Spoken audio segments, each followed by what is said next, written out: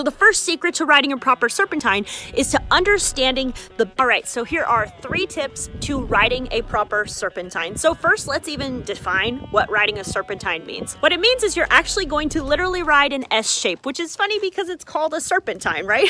When you're changing directions, because technically that's what you're going to be doing, whether you are maintaining the canter on one lead, whether you are doing it at the trot, it doesn't really matter. So the first tip is understanding that the main task at hand is switching the bend in the ribs. So if you're, say, going from the right to the left, then when you're on the circle going right, the ribs are bent inside to the right. You're going to do 1 or 2 straight strides. And then as you go into the other circle, going the other direction, you need to make sure you're bending the ribs to the left. And that's what makes the proper shape of a serpentine. So the first secret to riding a proper serpentine is to understanding the bend in the ribs and how to actually use the bend in the ribs to create the shape of your serpentine. So the second tip is what is the outside rein. So we're going to continue on this example of we're going from the right to the left. So when I'm riding a serpentine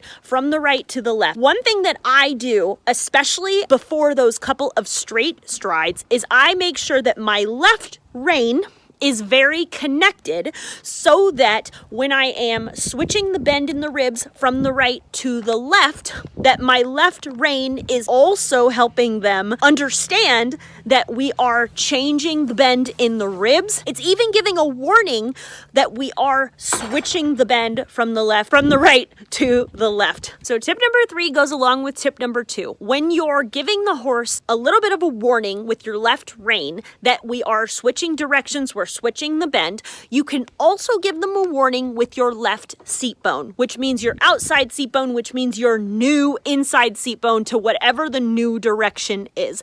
If you're leaning too far to the right because you're too focused on the bend to the right where you're starting and you're not using enough of your balance to give them enough agility to move into the left, sorry, he had to make a grand escape. If you're not using your new inside seat bone to help them adjust to their new direction, then you're not utilizing all the tools at your disposal. So those are the 3 tips for a better serpentine. No matter what you're doing it in, whether it's trot, canter, it doesn't matter. Let me know down below what either transition or thing you want to learn about next when it comes to horse riding, and I'll see you on the next one.